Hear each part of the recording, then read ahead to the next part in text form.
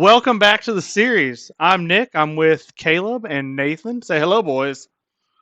Hey, How you doing? Alrighty. So today we're going to be talking about formations and how to implement the formations into tabletop gaming. Let's start with very obvious question: is going from the age of musket, roughly 7 years war, French and Indian, whatever you want to call it. How big were the formations back then? What was the largest mass grouping of troops that you would see back then? um, and Nathan, feel free to chime in on this, but I think when you're talking about the age of musket, I think the largest unit, to my recollection, would be like the battalion of the Napoleonic Wars, the battalion formation.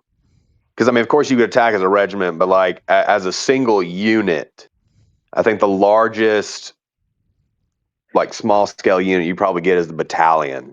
What do you think, Nathan? Uh, well, it depends on what exactly you mean by formation. Like, are you talking about like what is the biggest like denomination of troops, or are you talking battlefield formations like lines, squares, attack columns? For this What? one, it was just the formation itself. Like, what does this formation constitute? We're not getting into the attack column and squares just yet. Okay, so you're talking denominations breakdown of troops. Yeah. Okay, so probably your standard unit is going to be your battalion or regiment. Sometimes they can be used interchangeably depending on the context. Um, that would be your building block for an army. Now, of course, that would have smaller denominations in them, companies, troops, batteries, you name it. But a lot of those were purely for administration. You would have detachments of a company go off here and there, but your battalion or regiment would be your big building block for your army. Okay. But I mean, as overall, I mean, it all depends on the war and the place. It was, for instance, during the Revolutionary War, it was very rare for a army to be made up of anything bigger than divisions.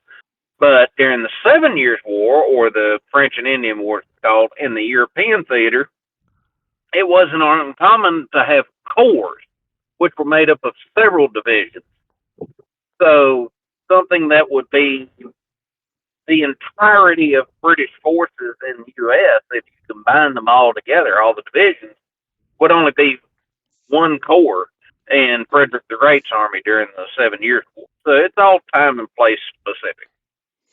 Okay. Well, that goes into my next question, which is how does those levels of command, the corps, division, brigade, regiment, battalion, on down to the company level, how can we translate that into tabletop gaming? Going man for man. If Ooh. we're doing a brigade, does that gotta obviously be less because time constraints, painting restraints, what have you? How can that translate well? I think is my question. I mean, that's a really good question. This is a question that me and Nathan really had when we first started, because when we first started wargaming, we only had maybe about 500 minis between the two of us. Remember that, Nathan? I showed up to your house with like 500 minis. We played that first game.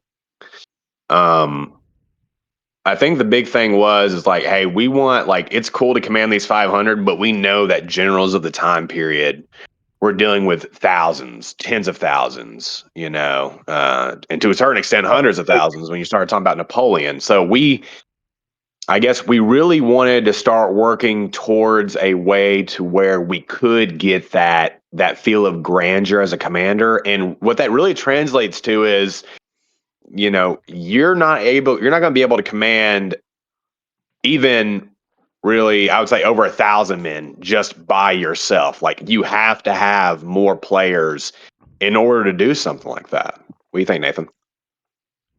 I mean, absolutely. There's a whole reason that general officers had staffs. Now, of course, back then, staffs were significantly smaller and more compact than what we think of today. I mean, for instance, you fast forward 70, 80 years, even to the Civil War, Sherman's staff, when he commanded an army of well over 100,000 during the Atlanta campaign, was only a handful of individuals, really no more than 20.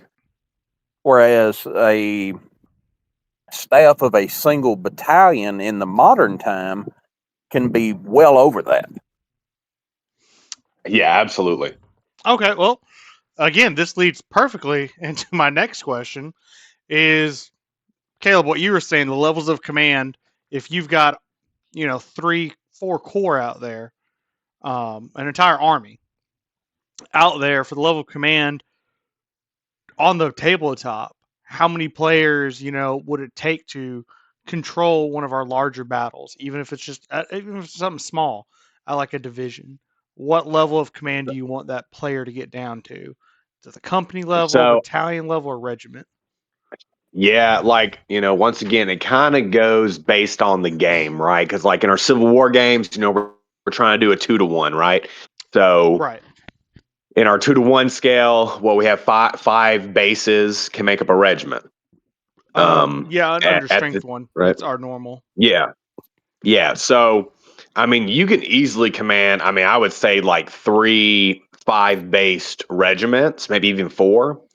But whenever you start moving to the 1-to-1 scale, like what we do with Rev War, that's more something to where, like, what I prefer is each regiment is controlled by a player. I think max what we've done is a brigade per player. So 2 to 3 regiments per player, nothing more than that. Because once you start exceeding that, then the player, I mean, then the player at that point starts to feel like they need their own staff because now they're having to move more than 3 regiments around on the board while also trying to communicate with the overall commander, whilst also, trying to fight maybe 3 separate engagements because each regiment is in a different portion of the battle.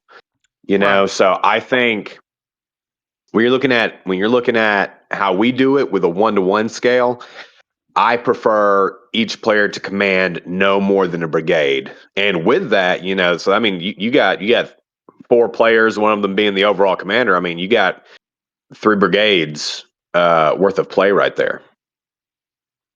What about Absolutely. what about a club that's just Uh, starting out? I'm sorry, Nathan. Well, what about a club that's just sorry, go starting ahead. out that has like you and Nathan? It was just the two of you. Then I'm sure you got some friends, and then it's grown to what it is now. We've got roughly, on a good day, 20 people. What would be your advice for the newer players?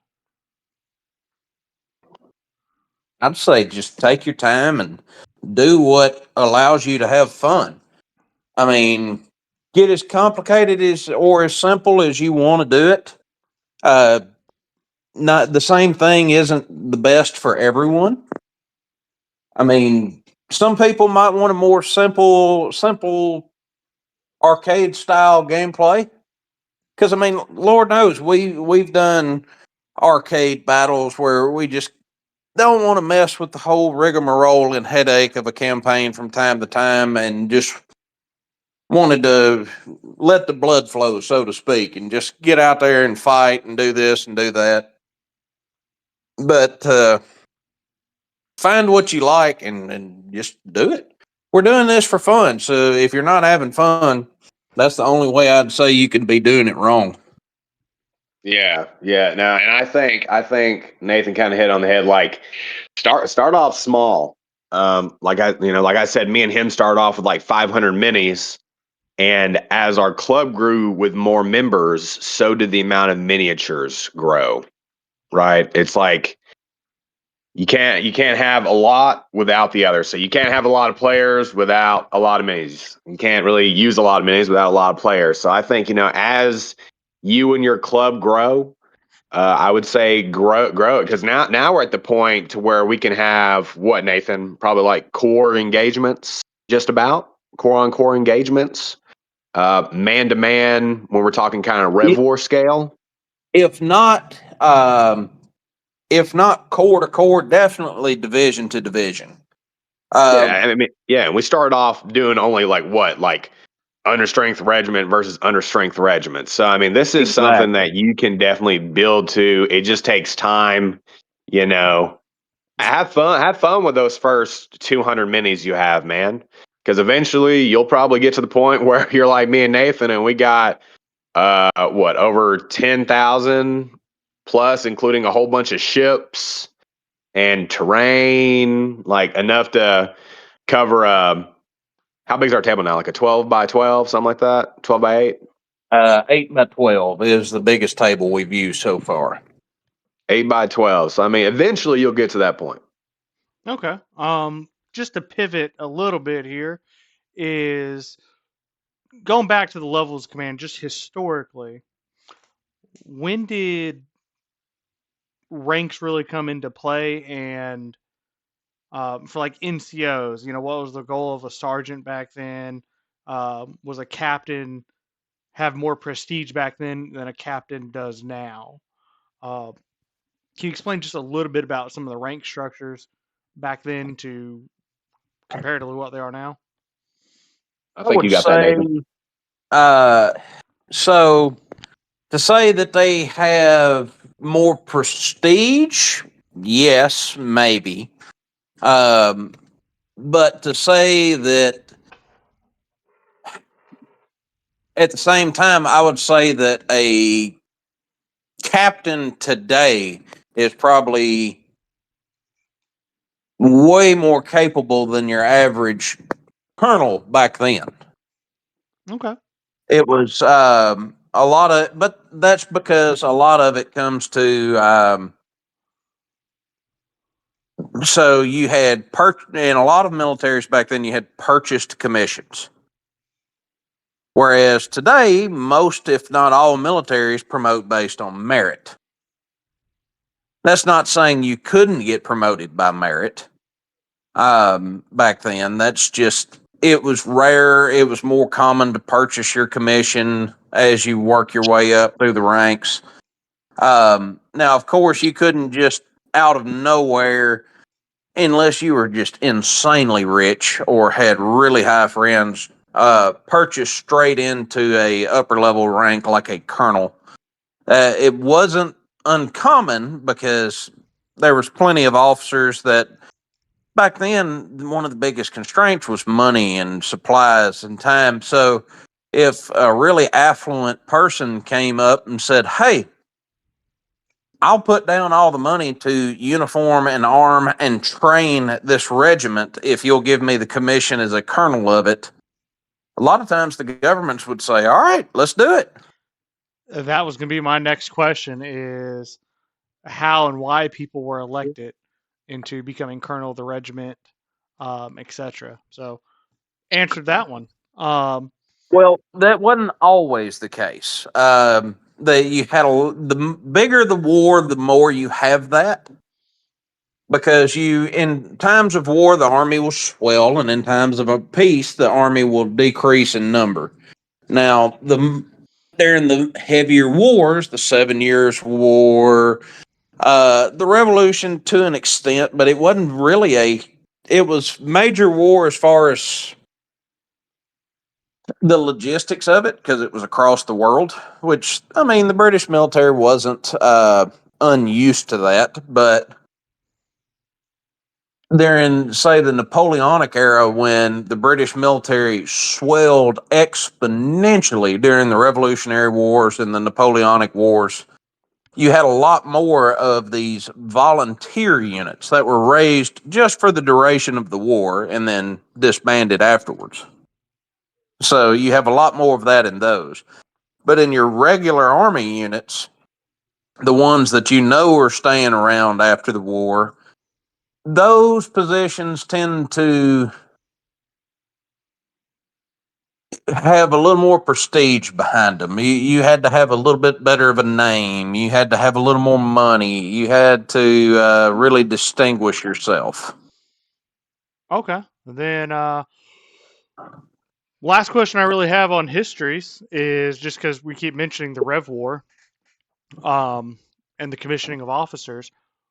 when did we really start seeing a professional army? I mean, obviously the British back in the day, they were the professionals. America, we were the ragtag bunch, so to speak. When did others start imitating, I'm sorry, the British? And did the British well, I mean, emulate somebody? sorry, go ahead. I No, didn't I mean to interrupt. apologize. I was talking whenever you decided, whenever you were talking, because I'd asked a question. That's on me? Is who did the British model themselves after, if they did model themselves after anybody? So the professional British military starts really at first. It gets its first taste under a man named Oliver Cromwell. You might have heard that Name sounds The name familiar. new the before. new model army. Yes, the New Model Army. He was the one that came up with the red coat because they were Venetian red dye was the cheapest and easiest to access dye, and it was what they were able to dye uniforms with so that they had some uniformity. Um, Fast forward after Cromwell was gone, a lot of his reforms kind of died out with him. And it Okay. wasn't until you end up with a character, um, John Churchill, the Duke of I'm about to butcher this with my accent, Marlborough. And I'm Just not like talking the about the cigarettes, right? cigarette. I'll go put mine out. Uh, This is just pressing. yeah, spelled slightly different. Um, and that was during the Wars of Spanish Secession, I believe, the early 1700s. Yeah, he gets And his name at Blenheim. yes, and he ends up taking this British army, reforming it, organizing it, started promoting more and more men based on merit and less on money or power. He reforms the logistics system of the British military. By, like, for instance, he was able to bring like hospital barges on a march across Europe, which was something unheard of. Okay. Um, and fights corruption. Like it was, these guys would say, "Oh, I'll raise a regiment for the war, and then give me the money to do that." And then the government would be like, "Sure, if you want to raise a regiment, here's $50,000 to arm and outfit your guys." And they would buy the cheapest, ragged, most worthless Timu version such arms and things. equipment you could, and then pocket the rest of it. Plus, you had bounties where they said, "Hey, for every man you recruit, we'll give you 10 pounds." And they would have all of these. It was like people accuse about voting nowadays. All these dead guys were joining. That happens. And yeah, absolutely. I mean, ghost walk. Um, Is back to the tabletop though. I know I got a little distracted. Sorry, I just had so, questions oh, and real needed quick, I'll knowledge. add this in real quick. Yes, sir. Sorry. Um, so we want to talk about professional. When we think professional, we think about trained and educated. Well, the first British military academy was only for artillery and engineering officers, and it was started in, I believe, the 1740s. It's not what we think of nowadays as the British Military Academy, which was Sandhurst. That didn't come around till later. Okay. But they realized that there was a requirement for a more professionally trained soldier in these really technical branches like engineering and artillery, because you don't want to bombard your own guys, and you don't want them to put them in trenches and fortifications that collapse on them. That's kind of bad for morale and longevity. So they kind of realized that early on, and then later they built upon that. Okay. Um, to go back to the wargaming real quick is so in our Rev War rule set we have a few formations. they're the march column formation, attack column, square, and I believe that. I'm sorry, I apologize. And the wedge are the four main ones. What are they? How do they impact tabletop gaming, and how did they come to be into the rule set? Oh, yeah. So, I mean, and Nathan, you could probably hit on, how these might have looked historically, but the mindset behind this is, armies, the age of black powder musketry is not just nice, neat lines shooting at each other. There's a lot more that goes into it. These formations, they're used historically for a reason. So, for instance, in our game we have march column, which is exactly what it sounds like, right? You're marching in a column, and that is just like how the army would move into battle, right? The army's not marching from, let's say, Saratoga to New York City all online in Right. like a 2 mile long, 2 mile wide line. They're not doing that. I mean, they're marching in these small columns. Now, the reason why we have attack columns in the game is because this isn't used, I don't believe, too widely in the Rev War or even the French and Indian War. But the reason why it's mainly included there is because of the Napoleonic Wars. And the French loved using the attack column. And I don't know if they might have used it during the 7 Years' War, but I know especially during the Napoleonic War, they would use this attack column, which would be a mass-packed block of infantry, basically using momentum to break through the enemy's line. So you're concentrating a whole bunch of units in a small area and hitting one part on the enemy line. You can kind of think of almost like a musket era blitzkrieg. Kind of Move like an old fast, fashioned concentrated. cavalry charge. Think of it as the Yeah, hammer blow. yeah, It doesn't strike widely across the entire enemy front. It strikes a concentrated blow to one position. It was how you broke an enemy line, not fought it evenly. So, right. when would we want to do that on the tabletop? What are some scenarios that could come into play as? So Well, for one, it was used a lot. Like for instance, if an enemy was stretched really thin, like one reason it works so well. Now, Caleb's right. It was used. It became most famous during the Napoleonic conflicts, but it existed prior to that. The French were already kind of playing around with it around the time of the 7 Years' War. But Napoleon and his generals and the French military around that time, not just him, really perfected it by that point. But they were moving in columns because, for one reason, a column is easier to train somebody to do than massed disciplined volleys. Columns doesn't require near as much discipline to maintain in the heat of battle. Okay. And when you've got a mostly conscript army, that's a plus. And then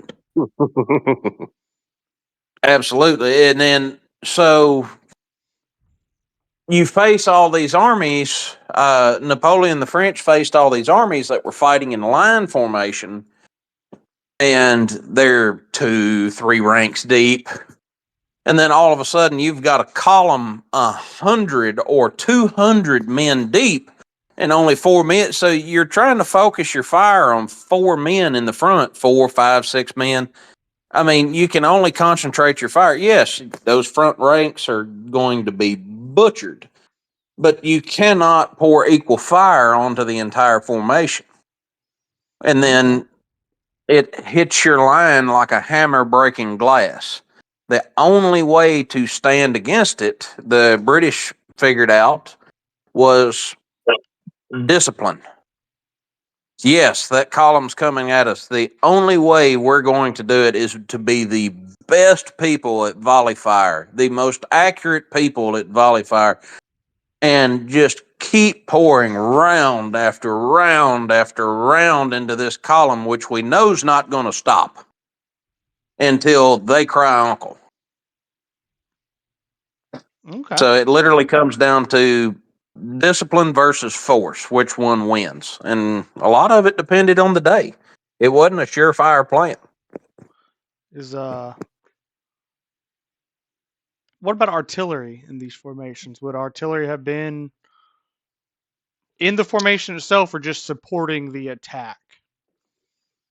I mean, I haven't read of anything where there's like specific artillery formations. The only way I would think of artillery being in quotes a formation is just assembling all of your artillery maybe in one location and having like a grand battery instead of having like a battery here and then maybe a few thousand feet or a few thousand yards to the right having another battery, like concentrating your artillery in one spot to have a grand battery. But I mean, artillery is mainly going to be used to support these assaults, to soften up the enemy or keep the enemy's heads down as you move.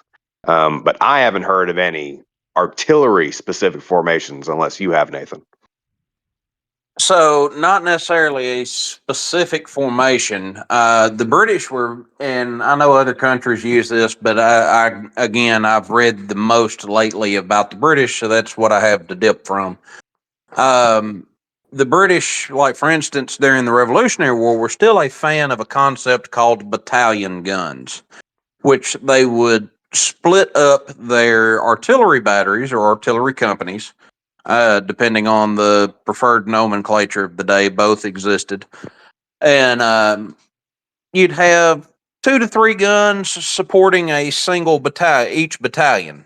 So you didn't have concentrated artillery across the battlefield. But every single regiment had, in theory, a couple guns supporting it, either Okay. for its attack or to. In a lot of it, uh, British policy was to use their artillery to knock out enemy artillery. Well, Henry Knox, who was the head of the American artillery, had the exact opposite idea. He massed his batteries, so he didn't break them up into smaller sections. His batteries took the field as a full battery, anywhere from 2 to 6 guns, and they also didn't focus on the enemy artillery. Now, of course, that's not saying that if there was an enemy battery sitting in an open field right across from them and they had a perfect shot, they wouldn't take it. Right. But their primary target was the enemy infantry. Break up that And attack before the British attack. break up the attack or scatter their defense for your troops to attack. Okay. The the Americans had, I would say, a larger pool to pull from for recruitment. But when you ain't got to ship new troops from across the Atlantic, it helps. You've got that fresh base that you can train, Right. get them So going sooner. Makes sense. so if you look and go, well, for every man we take out on the British side, every man we kill, every man we severely wound so that he can't take the battle again. Wow, we've got it. It's going to be 2 or 3 months before they can send somebody else. Of course, that's not discounting loyalist recruits that were recruited here in the colonies, Right. but it's you figure out what hurts your enemy the most, and you do that. Is the big Okay. thing. I think we kind of already answered the question. How that looks on the tabletop is spreading out the artillery, breaking up the enemy attack on like a fort, or just a good high ground position, or just even equal position. Um, why were some of these formations you see in the Rev War not as common during the Civil War? Um, and specifically, why would that still not work on the tabletop? Are you talking about like directly reflecting Revolutionary War formations into a Civil War game? Yeah, because I know for our Civil War game, we have, I can't remember if we have it in, yeah, here, one that has it in both is a square formation. Why is a square formation good for both, but a, attack column not by the time Rev War comes? I mean, honestly, we probably need to get rid of the square formation. In Civil War, I haven't really read too many accounts of square being used in the Civil War. And I think, I mean, the big reason why most of these formations cannot be directly reflected in the Civil War, um, is just purely technology. The change in technology, the change in tactics around that technology. You start to have more accurate weapons that can reach at a further distance. So I mean, having like an attack column march, half a mile over open ground is fine in the Rev War, right? Because all you really got to worry about is artillery. But now you have rifled muskets that can hit you like very very Two, far 300 away. yards.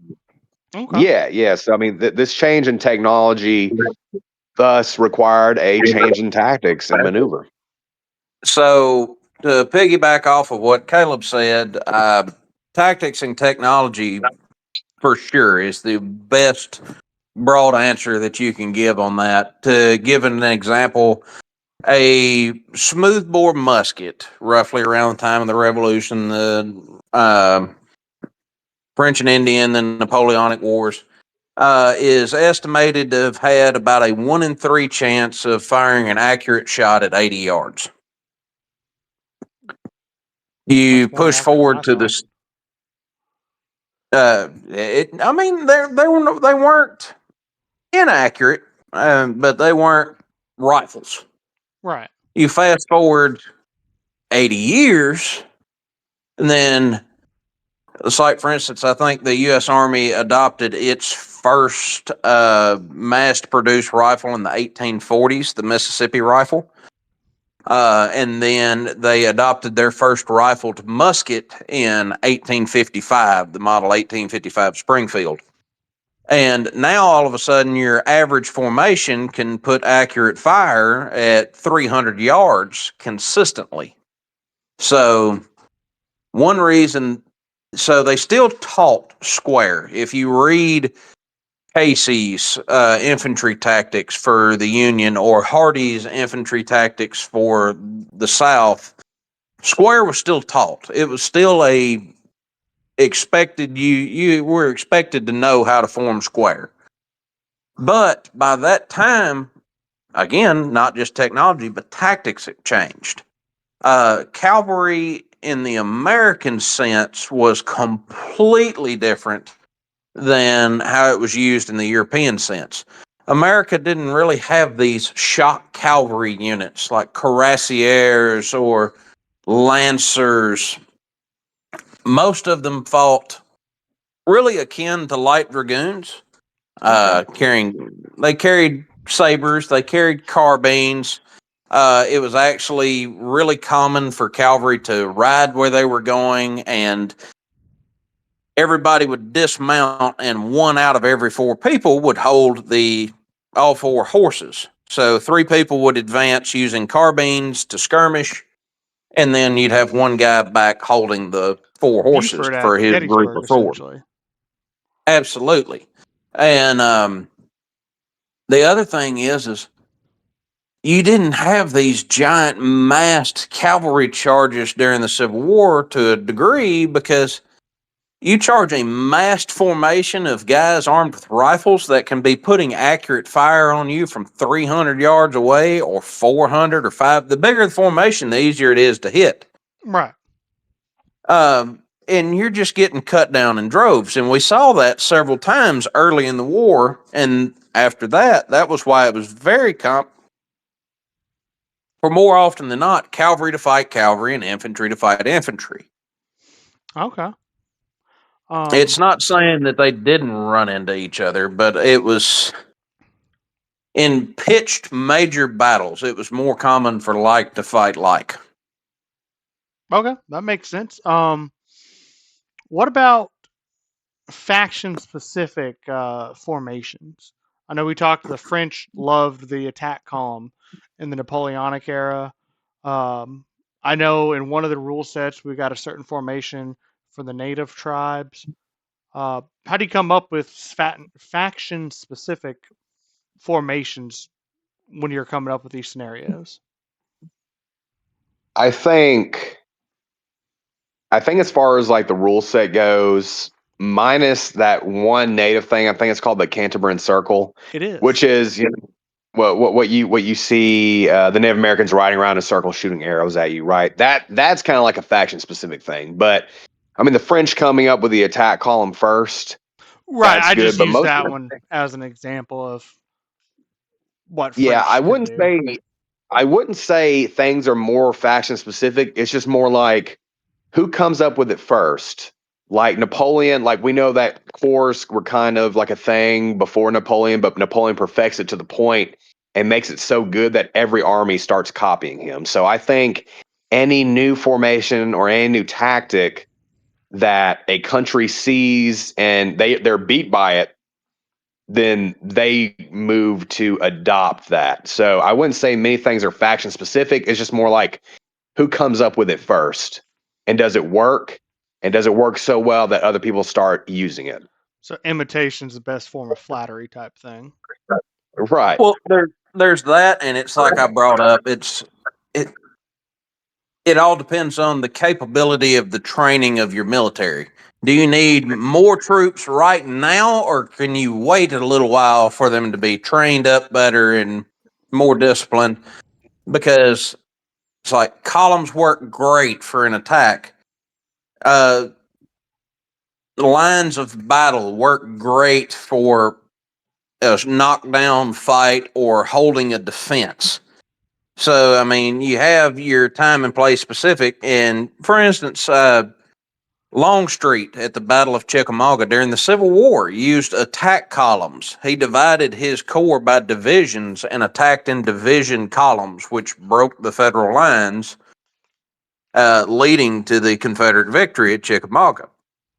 So it's all time and place specific. It's in armies might know the various formations, but they might go, well, this works better for us, or I got you. this is better in this situation. Now, I mean, of course, we could dig through the histories and find definitely faction specific because some things make sense to some armies that don't make sense to others. It's like their history's chock full of examples where you're going, why in the world are they doing that? Because we didn't think like that particular group of people did. So whenever we're doing these scenarios and everything, um, just looking through the history books, finding what would work for that faction and trying to come up with something creative for it, essentially. If there's is Well, one available, I should say. Absolutely. well, I it's think the big us is trying to put a spotlight on a faction as much as we can, because unfortunately with the age of musket, some things are really copy and paste, like line infantry for Britain and line infantry for France. In our rule set, they generally perform the same. But when there is the ability, especially if we're doing a campaign, to give those factions their own specific unique buff, we try to do that. absolutely, absolutely. So, oh, go ahead. Sorry. Lord, I had something and I completely forgot what I was going to say. That happens. Just to You, further you, confuse you, I'll ask a question. What about some formations through history that don't translate well onto tabletop, leaving it up to dice rolls? Have you guys, through Mm, your numerous rule set testing, have you found some like, oh, that worked really well at name this absolutely. battle, but it sucks ass on a battle or a tabletop? Well, absolutely. I think probably one of the biggest examples I can think of is the trying to convert. I mean, there's 100 different occasions where you can look back and see where Native Americans beat colonial, regular trained military forces, either mm. British, French, American, Spanish, you name it. But trying to transfer that to tabletop so that native units are able to do that, but at the same time, not be so overpowered as to just run amok every single time, and then vice Right. versa. Because I mean, the colonial powers were not like invincible. So it's trying to find that balance that you can create with a dice roll, or to make it where both sides can win. Both sides have to mind their P's and Q's, or the other force will take advantage of that. Finding that is probably the hardest part about creating the rule set for this game. Yeah, and I mean, as far as formations that I think we had to kind of tweak a bit to make it make sense in the game, like I think the biggest thing we just did a rule rewrite for our wedge, and you know, in actual, like in real life, you'll see like a cavalry, whether it be a regiment of cavalry forming into wedge, right? You see that in some really big battles, like Napoleonic Wars. You'll see that in 7 Years' War, right? You'll see regiments worth of cavalry getting into a big old triangle or multiple triangles and attacking the enemy line. For us, we said, okay, how big of a wedge is too big for it to make sense for our rule set? Because the way we had the rules is you could essentially make the wedge as big as you wanted. So then you would get a freaking like 8 company wide front on a wedge. And if you got on the flank of the enemy's army, you could literally just run down the entire enemy army and obliterate it. Okay. Which I mean, we might see that like the Winged Hussars outside of Vienna. They charge via wedge, I believe, and they decimate the Ottoman army. But what we decided to do is we decided to alter it to kind of put a cap on the wedge, where it's like you can only have 1 troop of cavalry in the front with 2 troops in the back. You can't put like 1 troop of cavalry in the front and then have like 10 companies in the back, because then your frontage is too wide really to make sense. So that's one formation right off the bat, I think, that we had to kind of alter from what it was historically, to still keep the spirit of it, still keep the spirit of what it was used for, why it was used, and how devastating it was, but while Right. also scaling it to not ruin the game. That, and it doesn't have to be like the wedge is kind of our way of transferring onto the tabletop the power of these massed cavalry charges. Because, for instance, I mean, a lot of you have these massive charges that weren't necessarily in a wedge formation, but it's this massed cavalry charge that breaks the enemy, and that happens so many times in history that we love to romanticize. But I mean, that's our way of communicating that on the tabletop of the power of this charge. Like, for Yeah. instance, I forget the name of the exact battle. It's probably considered one of Frederick the Great's best fights or best battles. He had 45 battalions of cavalry form a massed charge on the Holy Roman and French forces that broke their columns before they could even really get it into a major fight.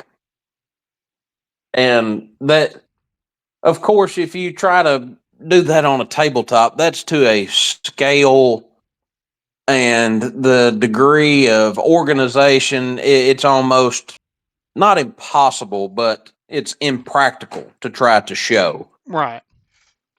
So this formation is our way of expressing that power that could be delivered from one of these charges. Well, Okay. let's wait until we get about 50 players and a 30-foot board, and then we can Oh, revisit it. get a whole gymnasium rented out. So Yeah. let's just start wrapping it up, landing the plane, so to speak. Do y'all have any advice for the viewers who maybe they're long-time players, first-time players, people just getting interested into it, of how they could make their club or their friend group, whatever, um, enhance the experience with different types of formations, or I know later we'll talk about dice and rule sets, etc. But just for formations day, what's your advice to them? I would say, and then I'll pass the torch over to Nathan. I'll say that, especially if you're doing like arcade battles, you're not doing a campaign. I would say, look at what they did historically in the battle. Like, Nathan's talking about this battle of Frederick the Great, where he's going to break the Holy Roman Empire and French forces using this mass cavalry charge. Maybe try to recreate that. We see Napoleon's attack columns at Waterloo utterly fail, but can you make the situation different to where those attack columns do succeed with the old guard in breaking Wellington's line? Um, I would also say if you're refighting historical battles, you don't see cases of this. Look at the situation. Remember, the situation dictates everything. So if I'm in battle against Nathan and I see his line is thinly stretched, let's say me and Nathan have equal forces, but I see his line is stretched. I'll say this is a time to use attack column because there's no way he can concentrate his troops quick enough to stop my concentrated advance. Analyze the situation, see what you have at your disposal, then look. That's what I would say. I would always say take inspiration from history. History repeats itself. It worked well for these generals for their battles. When you get into your battles, I think it'll work for you too.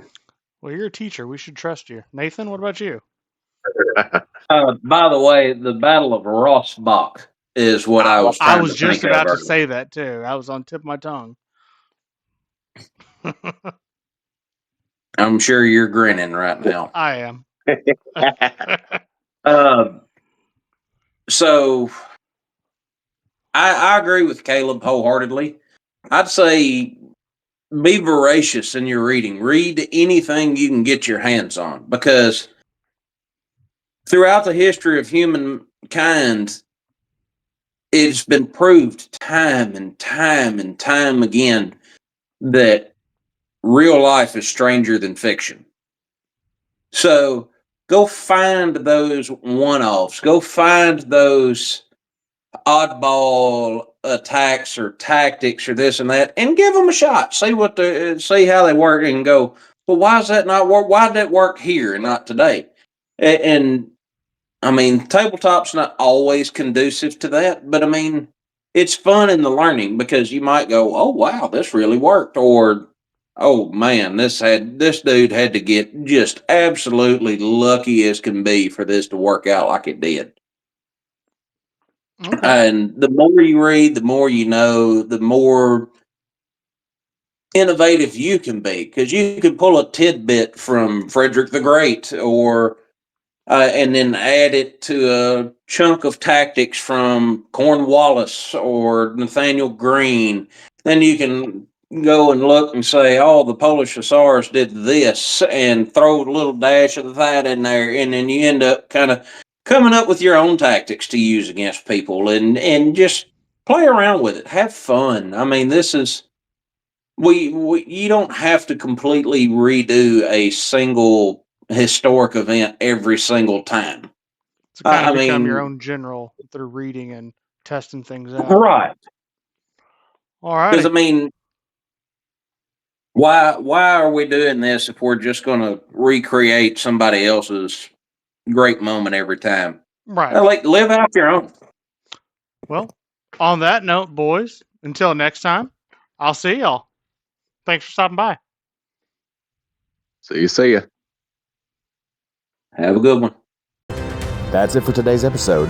For battles, brushes, and everything in between, make sure you subscribe and join the community. Until next time, Generals, see you on the tabletop.